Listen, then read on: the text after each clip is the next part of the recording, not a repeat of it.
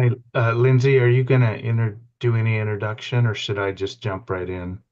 I'll do an introduction. Yes. Okay.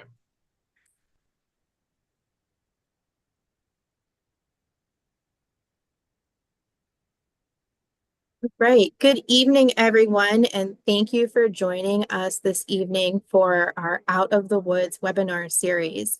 My name is Lindsay Kazarek, and I will be your host for this evening.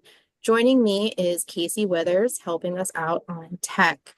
We have a full panel this evening with special guests joining us all the way from the West Coast, and Mike Recklin joining us all the way from Mexico.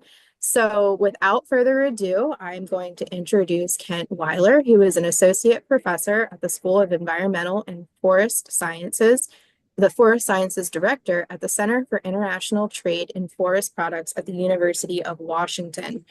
Dr. Kent Weiler has 38 years experience in international forest products trade and operations, including 11 years living overseas in Tokyo, Shanghai, and Dubai. Early in his career, Dr. Weiler earned a Bachelor of Science in Accounting and worked as a CPA before turning to graduate school, earning a PhD in marketing at the University of Texas at Austin. Combining his training in accounting and marketing, Dr. Weiler joined the forestry company Weyerhaeuser and served in various financial business development, strategic planning, and plantation management roles over 26 years, with heavy involvement in Weyerhaeuser's international operations. He has also worked for two startup operations, managing plantations in Indonesia, China, Ghana, South Africa, and Nicaragua. In July 2017, he joined the University of Washington as an associate professor and the director of the Center for International Trade in Forest Products. His research is focused on forest products trade, sustainable raw materials, global supply chains, and non-timber forest products such as big leaf maple syrup. He also teaches an undergraduate course on international trade, marketing, and the environment, and works regularly with graduate students. Patrick Schultz is an extension forester with Washington State University, operating in Southwest Washington, where he's developed an extension program for engaging farm and forest owners in agroforestry and forest stewardship. He also represents the Northwest Fire Science Conservatorium in Washington, which works to accelerate the awareness, understanding, and adoption of wildland fire science. Patrick has a Master of Science in Forestry from Michigan State University. Eric Jones is a professor at Oregon State University College of Forestry.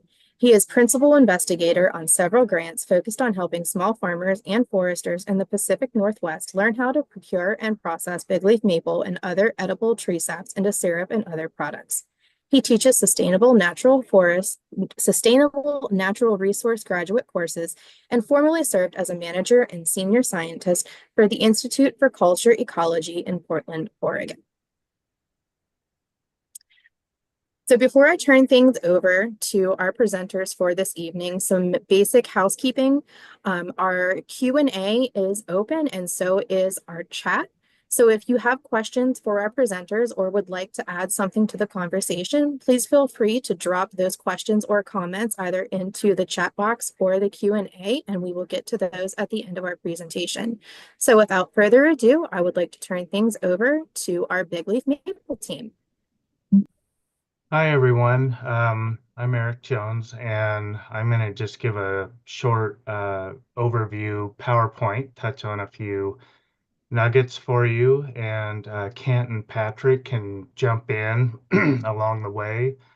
Guys, just raise your hand or something in the screen, and or just interrupt.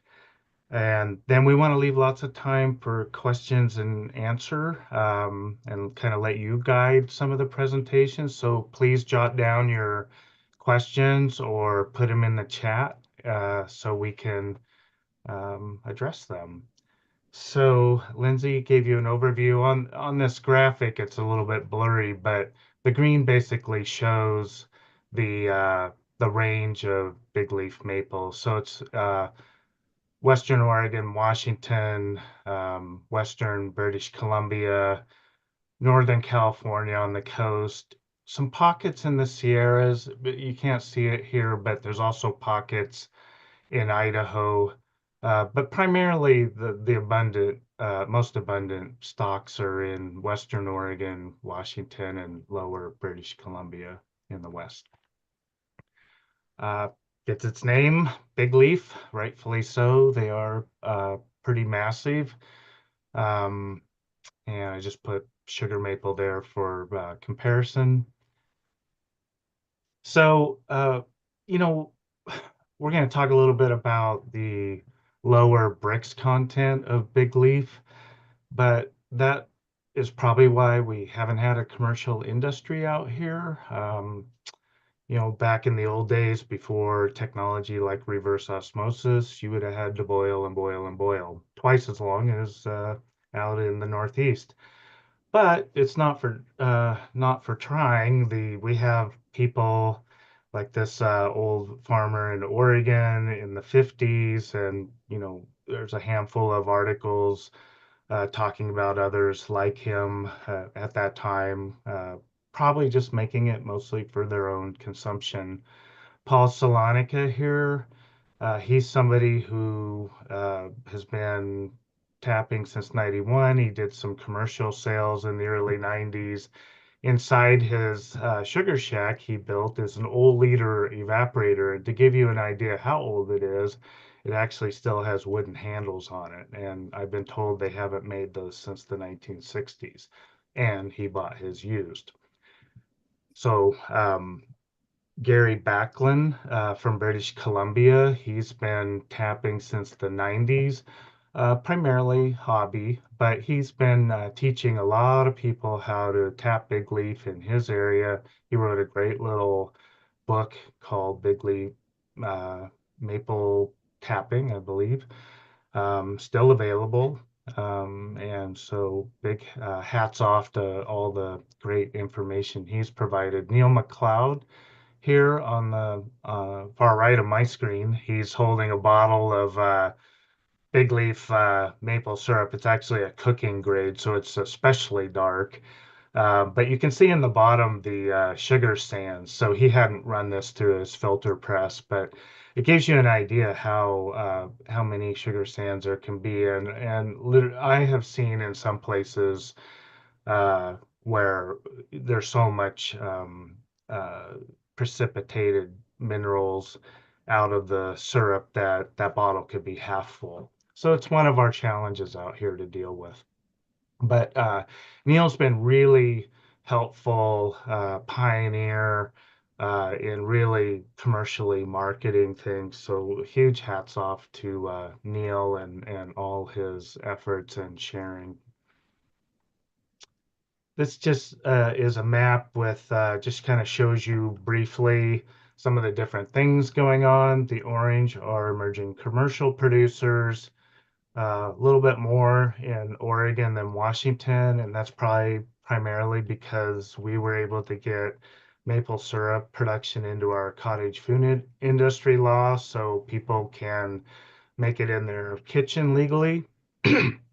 Um, but Washington's working on that too, so I'm sure they'll have many small commercial producers there too as well. Uh, Hobby there's actually a lot more. There's really hundreds, if not thousands, of hobbyists. There's a couple Facebook pages each with a couple thousand members, and it's very active. So these are just some dots of people that I'm working with. Um, the number of research sites around. We have Pack Forest. We have well, the five there I think should be for Patrick Schultz and outside of Olympia. Four is Pack Forest, University of Washington's facility. And then we have a couple Oregon State University sites. So, as I mentioned, probably thousands of hobby tappers, in part thanks to people like Gary Backlund, who I mentioned, but also Eliza Nelson. She started her nonprofit, Oregon Maple Project, about the same time that the three universities started their research programs. And Eliza's had a couple thousand people go through her programs, lots of kids, lots of adults, lots of families. She has a sugaring collective where people can bring sap and boil it on her CDL evaporator, learn how to feed the wood into the arch, and learn the whole process. She has a simple main line up, three-quarter main line on a guzzler pump with about 100 taps. She could pump that up to several hundred if she wanted. She also has buckets out where the kids can run around and collect the buckets and bring the sap in. Buckets are pretty hit and miss for us. So it's not quite the same as in the Northeast, where I think traditionally you were using buckets or pails on trees. Here, sometimes that works if we have just the right conditions, but a lot of times you can go look at your bucket and there won't be anything in it. So vacuum pumps really are super helpful for us. Um, Hopkins Demonstration Forest is another place similar to the Oregon Maple Project. That's associated with Oregon State, and they've had many, many hundreds and hundreds of Boy Scouts, FFA, and small private woodlot owners coming through the programs there. And just have a simple maple tubing set up, primarily just 5/16 tubing, which we're finding is a great way to get people introduced to the idea of vacuum and how much better it can be. Just a simple RV pump, like a SureFlow pump, run off a battery or 110 outlet, and get 10 inches of mercury in your 5/16, and boom, get a lot of sap in the right conditions. And so we have quite a few of those going for people that are just dipping their toe into commercial. Um, one of the big benefits I think of the hobbyists is that we can look to the Northeast and just look around at all the pancake feeds, the tourism, just the culture of awareness of pure maple syrup, real maple syrup. And here, like most of the country, is their primary pancake syrup is made out of corn syrup. So we have a lot of work to do on educating people on what tree syrup is and how great it is, and some of the advantages like the health. I don't want to call it healthy. It has a lot of sugar in it, but the healthy attributes in there, like lots of potassium, calcium, magnesium, those kinds of beneficial nutrients.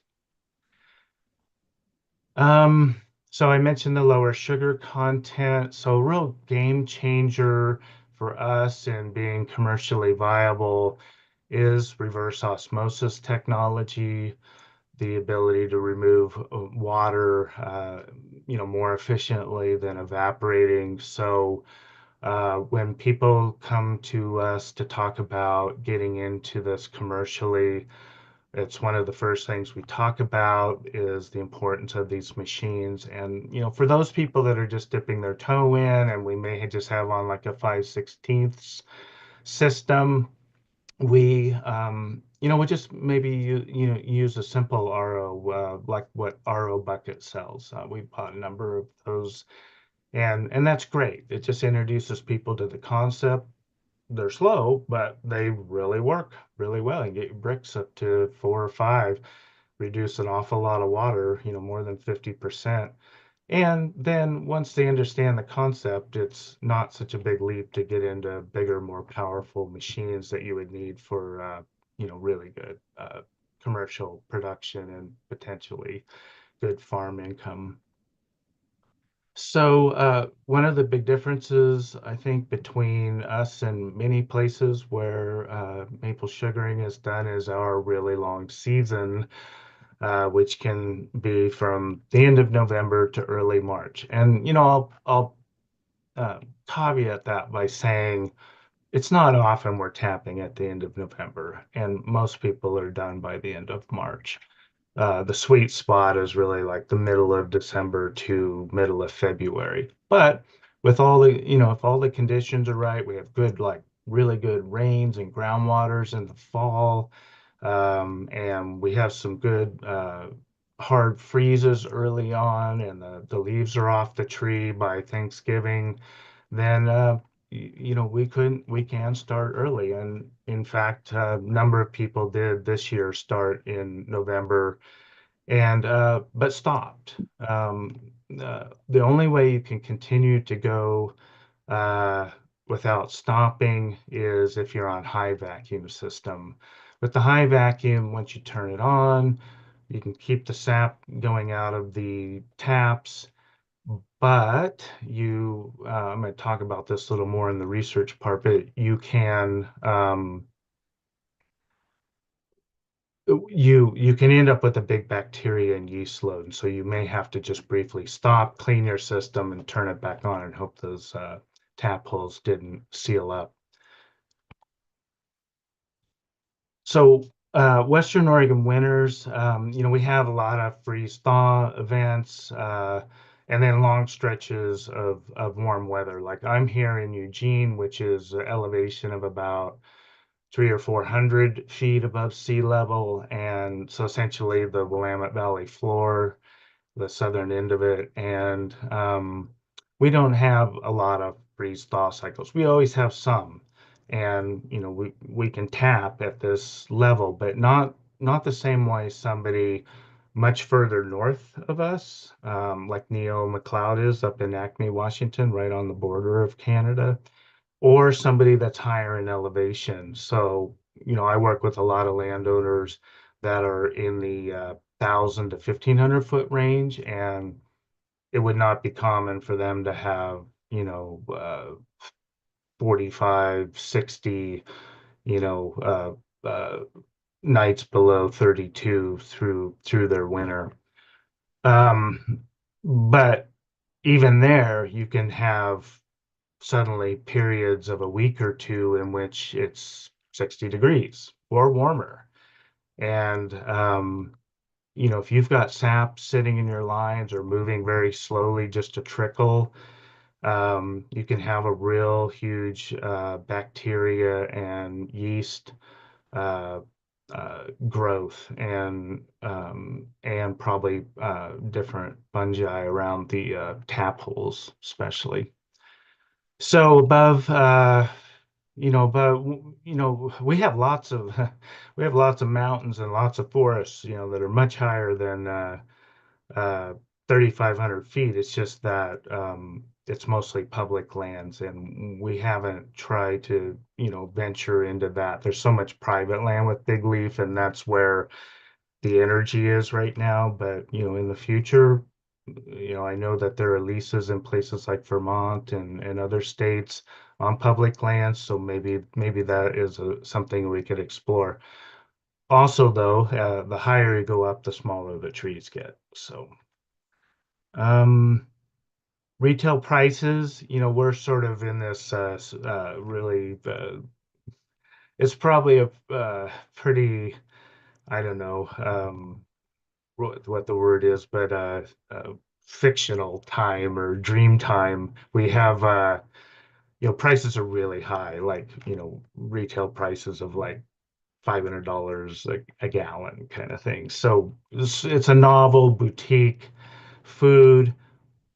I don't know that it's gonna drop down to East Coast prices, maybe because it'll always be artisanal and boutique here for the most part. But I would imagine that as more producers come on, that price is going to come down quite a bit. But it's great to see that farmers can make some money and offset the risks of getting into this. And just Willamette Valley farm, we have very fertile. Well, Western Oregon and Western Washington, we have very fertile valleys for growing uh, farm crops and so, people will invest in pretty expensive equipment for just a few hundred acres and be able to make a living off that. So, I see maple sugaring is something that's uh, pretty inexpensive to get into, really. I do realize people can spend an awful lot of money on very expensive manufacturing machines like, huge ROs and whatnot. But to get to that place where you're supplementing your income commercially, I don't think it's such a huge investment. I'm, 15, $20,000. That's not a lot when it comes to farming. And I just want to say Big Leaf is very abundant, and it's essentially just wild. It's just there. It's so ubiquitous and grows so easily, and each tree can produce so much seed. Uh, One of the phenomenon here is you might get this was Weyerhaeuser land, and Weyerhaeuser makes a lot of their money off real estate. And this was land that is in the city limits of Portland. It was 80 acres with about 35,000 tappable stems of this size on it. And, it wasn't particularly easy for them to get to. They sold it off. The landowner bought it and they didn't do anything. They just let it do its own natural thing. Well, it came up primarily in maple and these huge clumps that can occur when, say, probably what happened is a bulldozer came through and knocked off a maple stem that had been growing, and then it came back as a clump. So, the future might be that people could act, if we really had a sugaring industry, they could actively manage more for maple production and optimize it to be really, on the right slopes and the right elevations and, easily managed along roads and nice trails, all those things that would make it easier to tap and collect sap.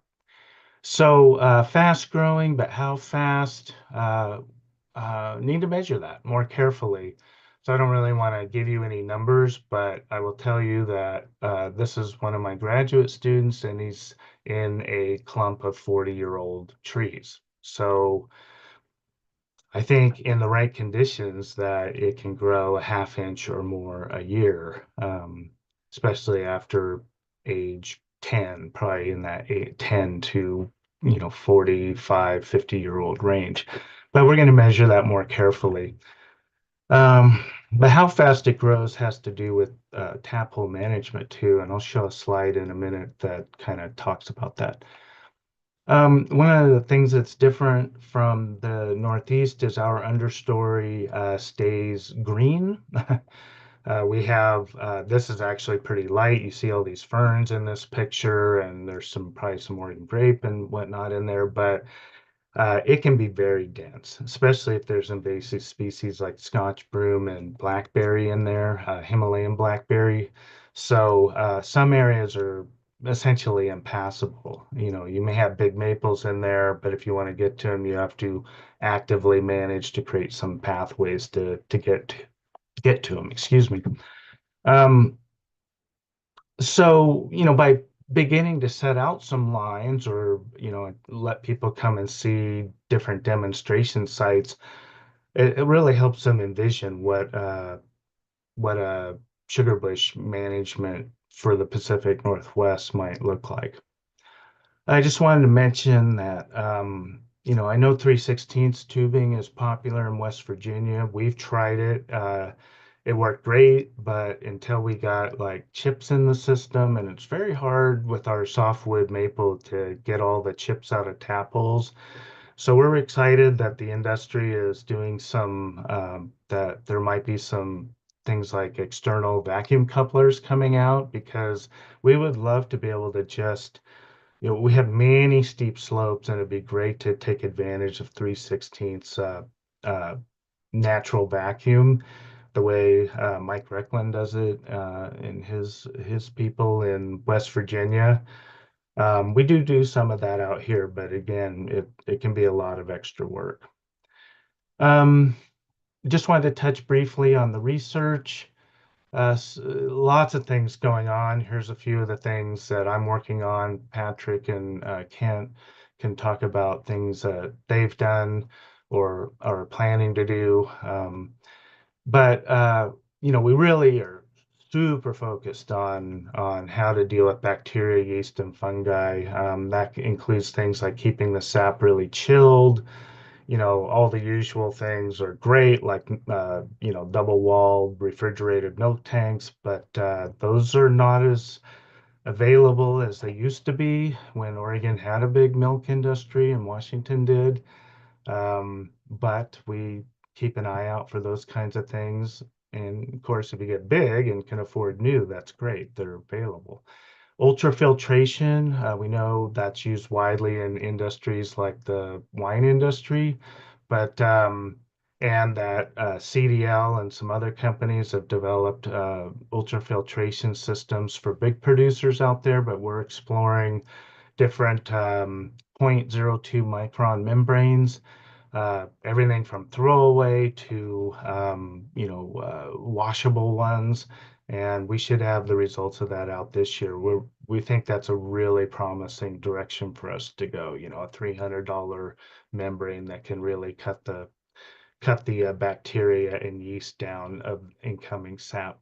Ultraviolet light, no, that was a sort of popular thing being explored in the Northeast maple industry years back. In fact, as far back as the 1970s. But um, we're doing some testing with it uh, to see things like could we use it in a sap tank to buy time, like just low recirculation kind of movement, because we can keep stuff in a walk-in cooler at 33 degrees, but if it's liquid, things are still going to grow. So we'd love to tamp down, bacterial populations, yeast populations, and something like ultraviolet light is a pretty affordable way to possibly do that. So we'll have results out on that this year too.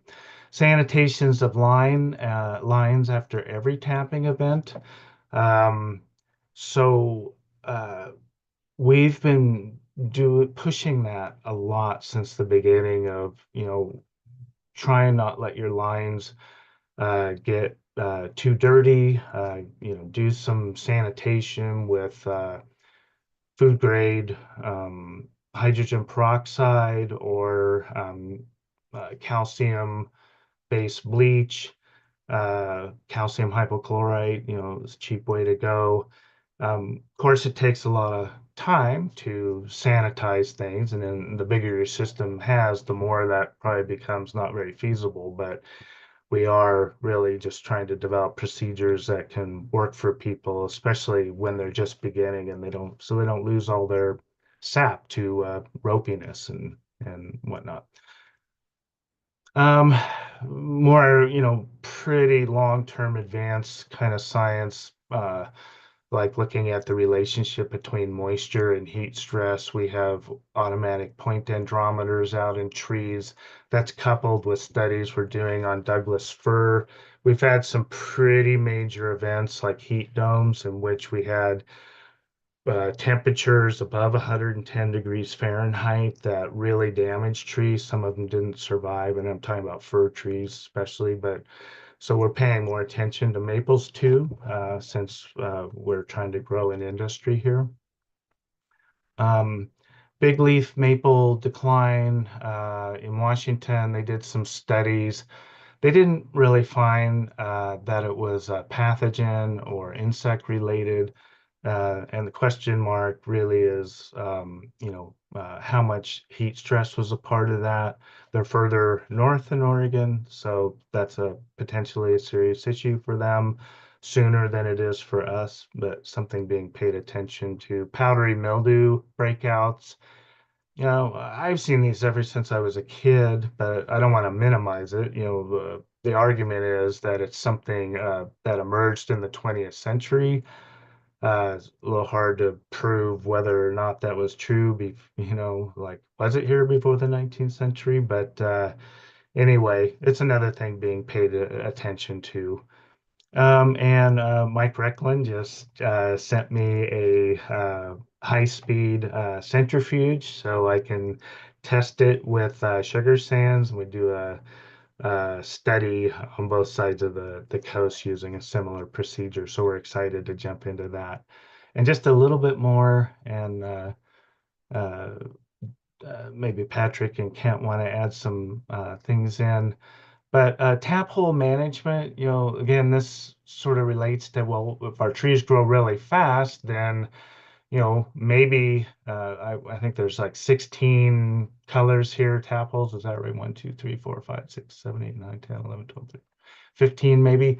But, so in 15 years, if this was your first tap hole, you might get around here in 15 years and be able to tap again and have all this new wood in between.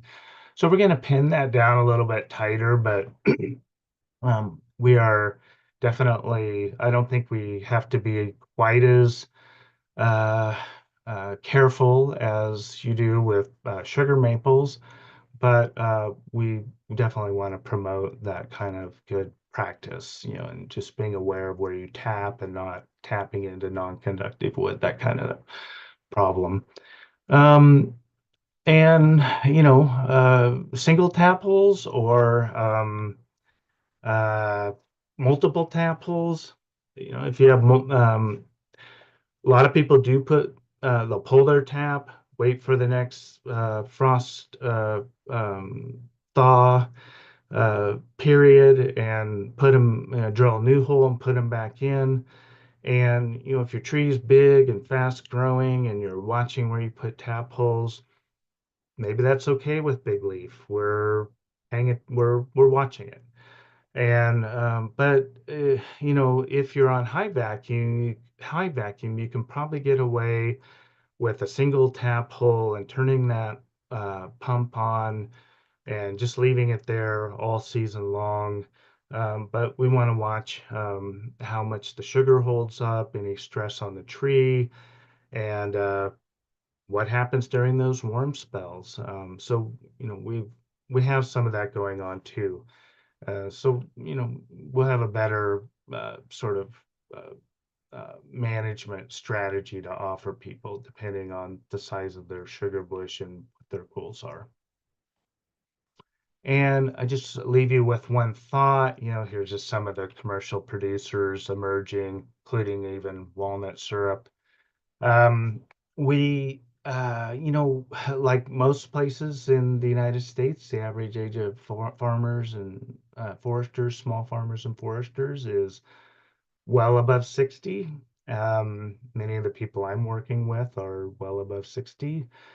And there's major labor shortages on farms and forests. People are having a very hard time attracting people to that kind of work. And so, you know, as this industry grows, if you're, I don't want to steal labor away from the Northeast, but if you're maybe from a big family and there's not land available to you, maybe there's an opportunity out here to partner with a landowner out here and bring your expertise and knowledge about sugaring to the Northwest. You are hundreds of years ahead of us, so we would welcome you with open arms. Can't and Patrick, you want to add anything in before we open it up to Q&A? Hi, my name's Ken at the University of Washington in Seattle. Appreciate Eric giving that introduction for us. And I prefer to, I think you covered all the basics. I prefer to hear what kind of questions people have.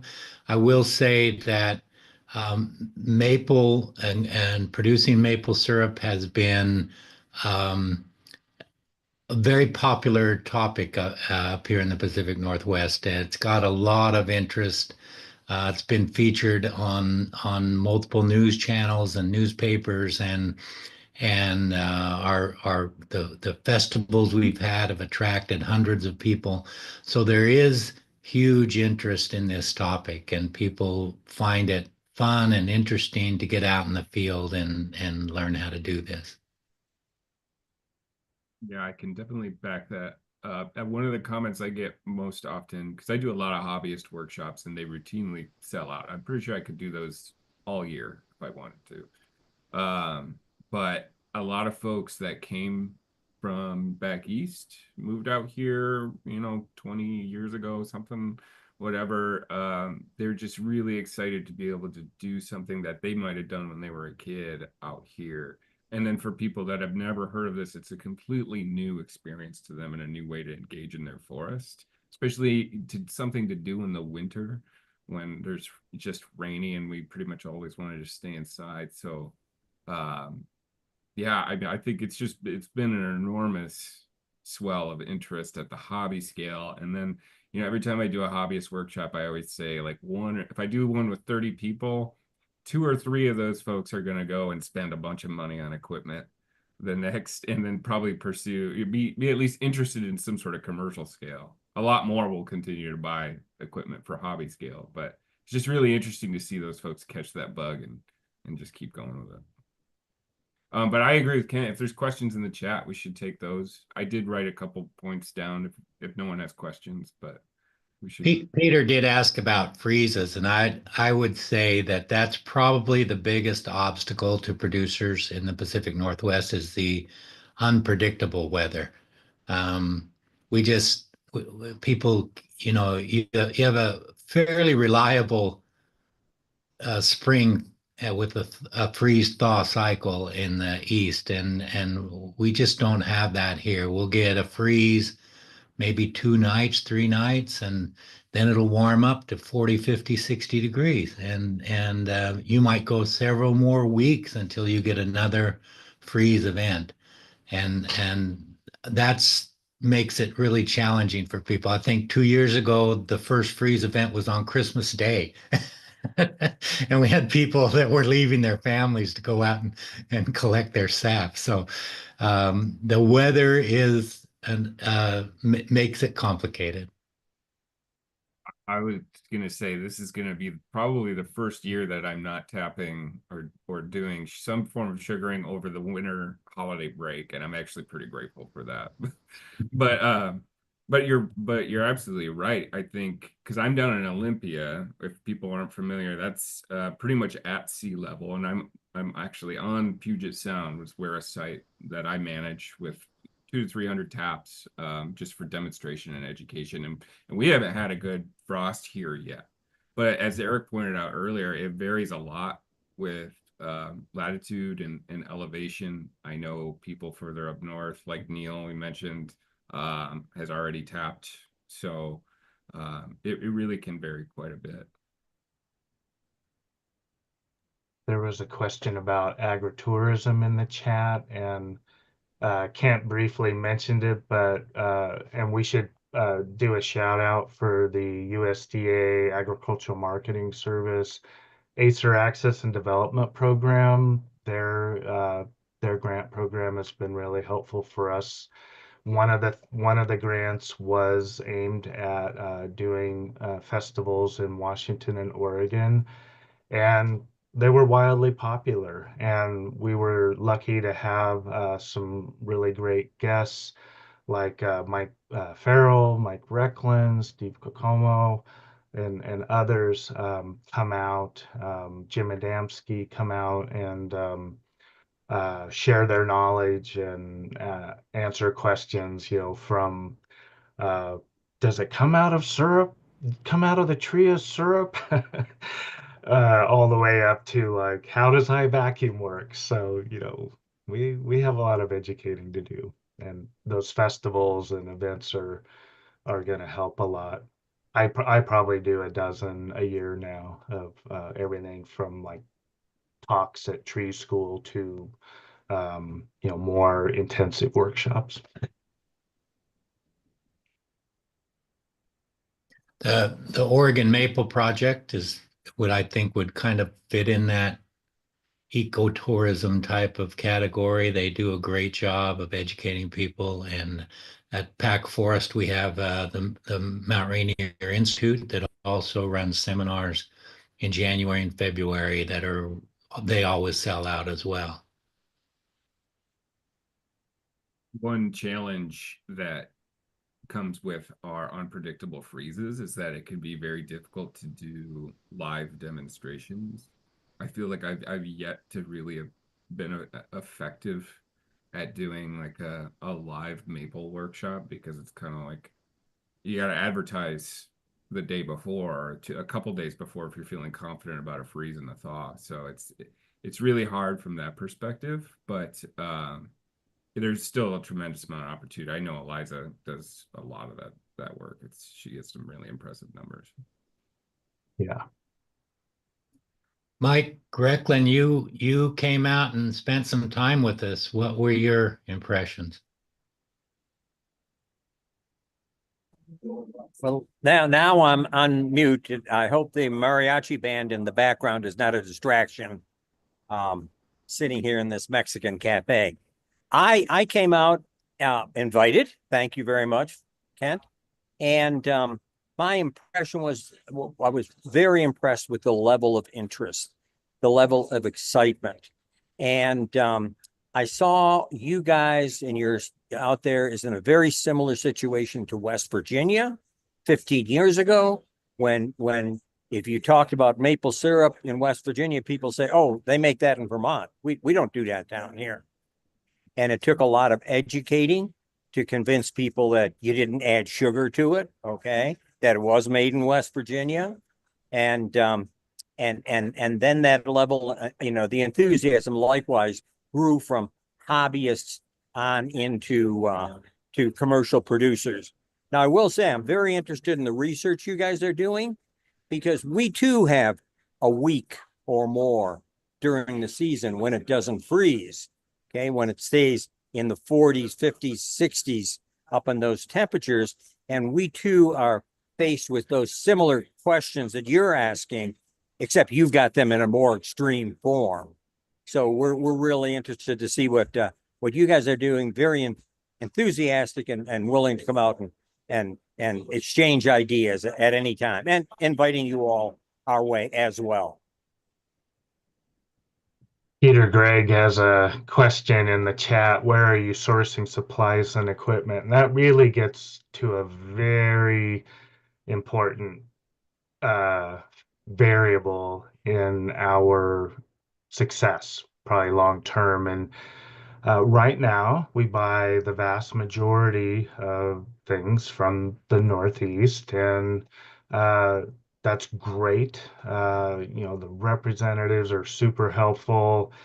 We learn a ton from them, describe our situation, get great advice, but the shipping really kills us. I mean, I can, on a pallet of tubing, I can end up paying $1,000 shipping easy. So it just drives the cost up so much. So no, we are not looking into making our own maple tubing, but we are looking for things from other industries that cross over well. So we mentioned milk tanks.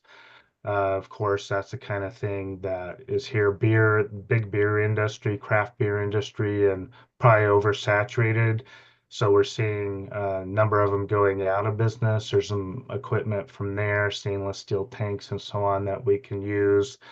We're trying to get some interest in local fabrication going. But what we really hope is as our industry grows, it'll be less risky for the maple manufacturers, all the biggies and the little ones, to have more of a presence out here or some partnership with dealerships and so on. It would be great to have a few uh, stocked places, especially a dealer storefront.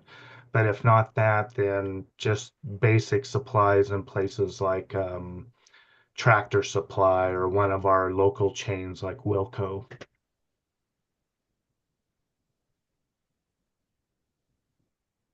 Yeah, I guess I'll add that one of the, Eric and you and I have been working a little bit on this, and one of the challenges that I'm seeing is just that kind of, well, here in the Northwest, or at least Western Washington, wages and material costs are just kind of higher. So working with fabricators to try and, replicate or create some sort of, equipment for us, it's kind of difficult to find them to be able to do it at a cost that's advantageous for us to, you know, produce it locally. So I think it would be really excellent to have some of these dealers from the Northeast have some presence here. I fantasize about being able to walk into a store and just spend a bunch of money there because I've done that and, you know, made it some trips to Wisconsin, Smoky Lake, stuff like that, and it's a blast if you're you know, really into it, which we are.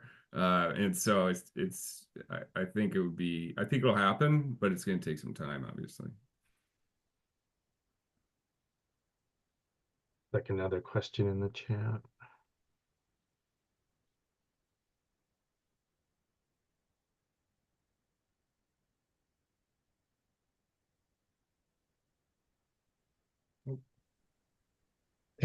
There's a question, but it says that Lindsay's going to ask it. Okay, so this question comes from Luke Tayloride, who is our community engagement vice president here at the university and our sycamore syrup research expert. He wants to know if you have looked at tapping depth and type. Here at the university, we have done a lot of experimentation in regard to how deep to tap. And then you mentioned that 3/16 is not too common there as far as natural vacuum, but have you done any work looking at hybrid systems? Yeah, I've done some work, and I'm got more landowner partners working on 3/16 again this year, trying to, you know, avoid some of the pitfalls we had early on. Tapping depth, yeah, just a little bit. You know, we stick in that 2-inch range, but we have situations where there may be tens of thousands of small 5, 6 inch maple stems uh, in clump form. So I showed you some big ones. Well, we have places where um, that happens. You know, maybe it was pasture land and they didn't do anything, but there was maple grove nearby and those seeds blow in and they take off. Or people, you know, knock them over with a bulldozer or something and they come up as clumps. So, you know, we have a lot of situations where that's all people have. I would say a small percentage, but some that I'm working with. So they've been playing around with how deep can I tap a 5-inch maple stem, and you know, shallow, like 1 1 1/4, 1 1/2. But then you have the risk of your barrel hitting the end of the sapwood. So yeah, we're playing around with it, and there's another. I just picked up a bunch of spiles from Progressive Plastics. I should know their name.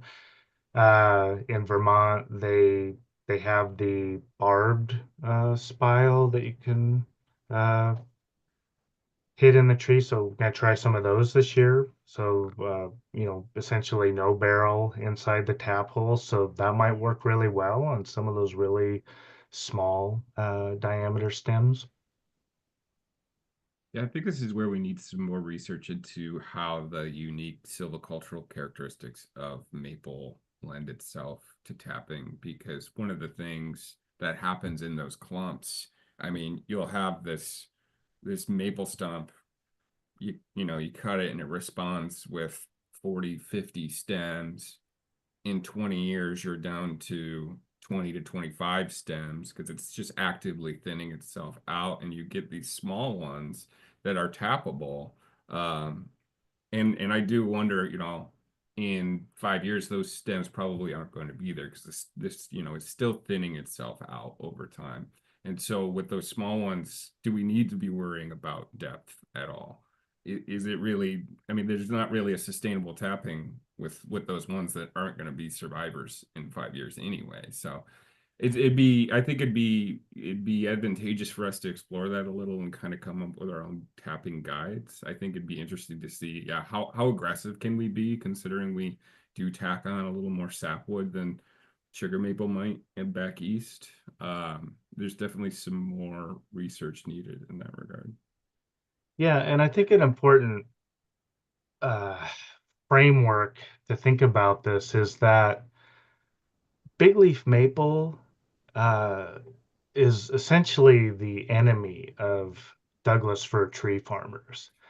And, you know, there are whole classes and workshops and certificates on how to effectively poison and kill big leaf maple. Because in a young stand, just freshly replanted Douglas fir, if you don't control the maple, it will rapidly grow up and the crown will shade out the Douglas fir and ruin all your hard work. So, people ask me a lot, like, is it sustainable? And, you know, I don't want to be cavalier and say I'm not paying attention to the health of the tree, but the tree has been treated like a noxious weed for most of its history that, I'm kind of like, well, if we can save some maples through sugaring, then I think that's a win. You know, Yeah, and for more context, there's a lot of ecological benefits that maple provides that really get neglected when we're just trying to grow our like prized timber conifer species. And it's really great for riparian species, provides good riparian habitat. It's a great early pollinator source in the spring, really good for soil development. There's a lot of really interesting research out there that shows what maple can add, just ecologically ecological benefits to a forest. So I'm right there with you. I think even if we're putting some pressure on these trees, trying to kill them is difficult. So it's kind of I'm also not being cavalier, but at the same time, I'm not too worried about it from that perspective. a couple more There's a questions. question from Joey about the sugar sands, and I know you've done some research on the chemical and nutritional aspect of the sugar sands.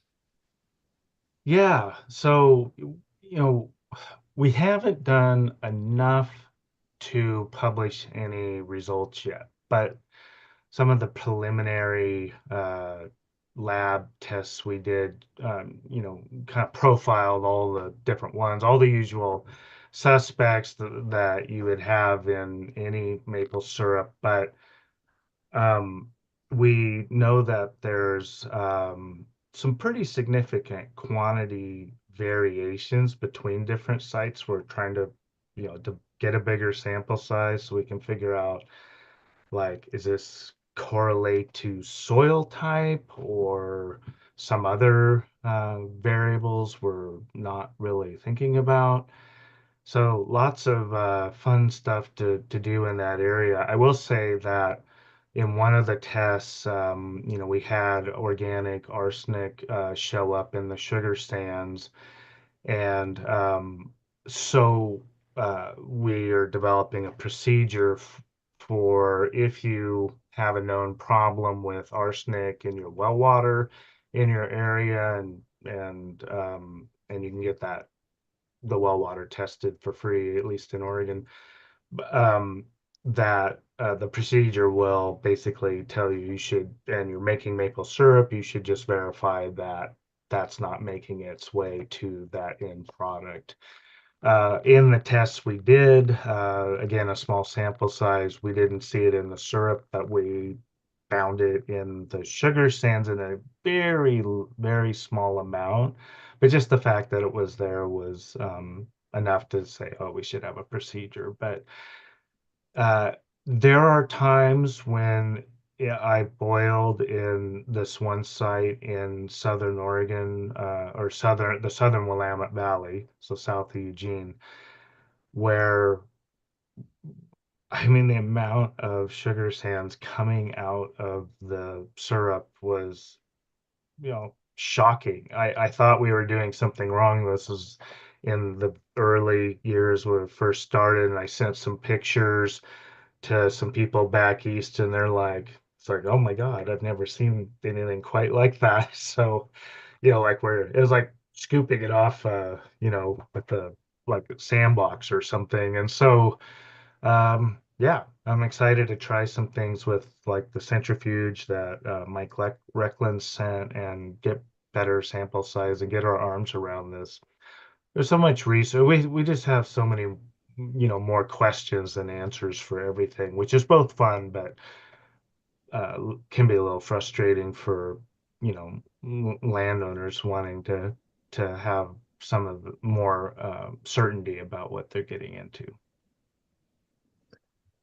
Eric mentioned regulations, and Oregon passed a Farm Direct bill last year that made it easier for local producers to sell their syrup, and that's been, I think, a huge win for Oregon and something we're trying to get in Washington. I would say the food regulators, they're not they're not anti-maple syrup at all. They just haven't had to deal with it, and the existing regulations make it quite complicated for someone in Washington that wants to sell their syrup. There is, I'm pretty sure, almost every syrup that's available on our store shelves from all over the United States uh, wouldn't pass the inspection requirements for Washington State, and so that's a bit difficult for our producers that they have to they have to meet a bar to compete that other people are actually selling in Washington that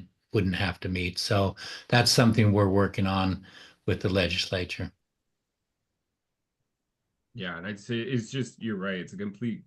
Just a lack of understanding. I've talked with regulators that are in that group where they might think that the syrup comes right out of the tree. And if you don't understand something, it's really difficult to regulate it effectively. So I think there's a lot of education to happen there, and co-learning. So I think I'm optimistic.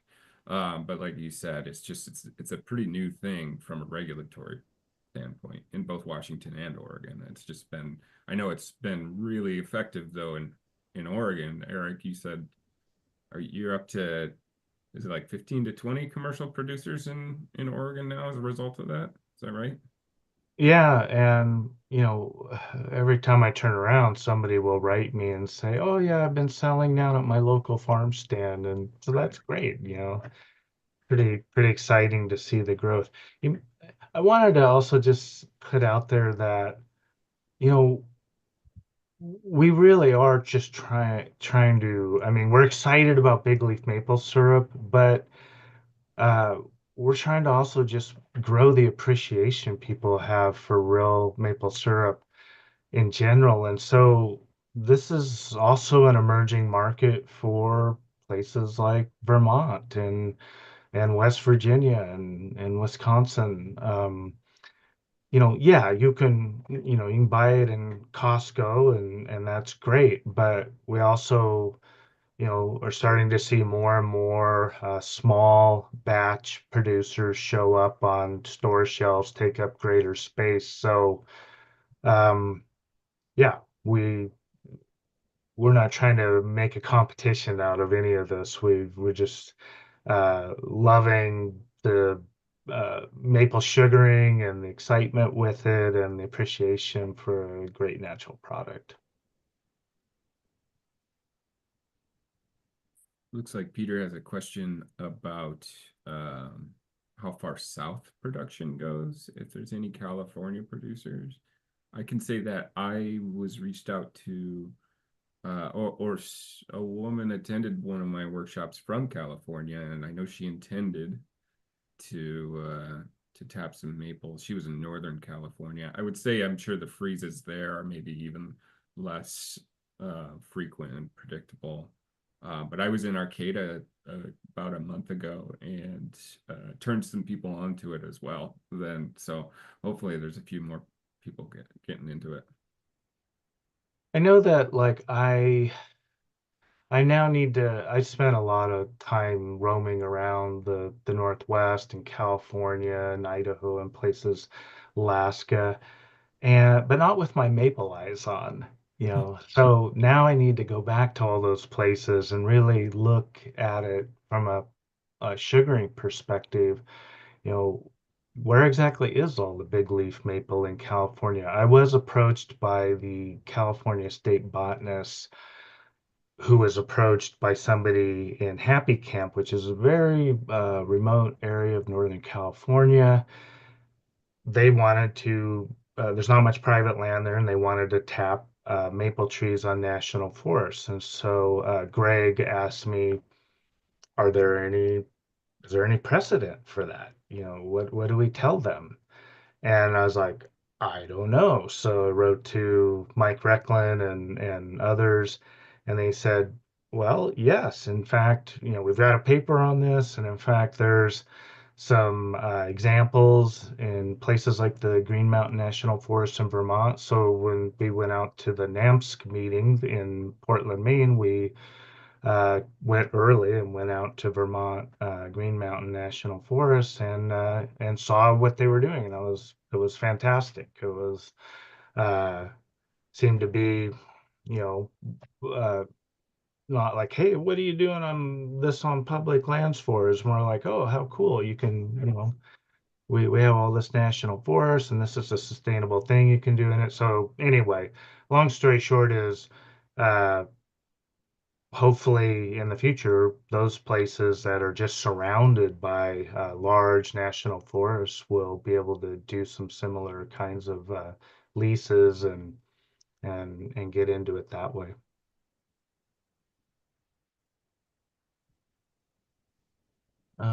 Lindsay, uh, I'm not sure what the stopping time is. We don't want to overdo it. I know it's late out there for you guys. Yeah, it looks like we've answered all of the questions in the chat. We'll give folks another moment or two to put any last minute questions that they may have in the chat or Q&A. And while they're doing that, Casey, would you mind launching our exit poll? I will remind everyone that our next episode of Out of the Woods will be on Thursday, January 16th. And we will have the one and only Dr. Mike Recklin back with us. Mike, while you're on, do you want to give a brief description of what you'll be talking about in January? Sure, Lindsay, no problem. We're going to be talking about some research that we've been doing at Future Generations on sapline sanitation. It's, I'm sure, would be relevant to you guys out in the Pacific Northwest, but you'll have to take it to the next level. And we're going to be sharing the screen with both myself and also Nathan St. Xavier from way up in northern Maine, right on the Canadian border. It'll be primarily a 3/16 presentation because that's what we do down here, and that's what Nathan's doing up there. So it'll be fun to see that all come together. So look forward to seeing you all again in just about a month. Perfect. Thank you so much, Mike. It does not look like we have had any other additional questions come in, so I'm going to take this opportunity to wrap up for this evening. So Eric, Patrick, Kent, and Mike, thank you so much for every one of you for joining us from afar this evening. We appreciate your time and for sharing your maple knowledge and expertise with us. I hope that everyone has a fantastic holiday season, and we look forward to seeing everyone back here with us in January. And have a great evening, everyone. Thank you. Thank you. You. I promised some cactus syrup for Christmas. Let's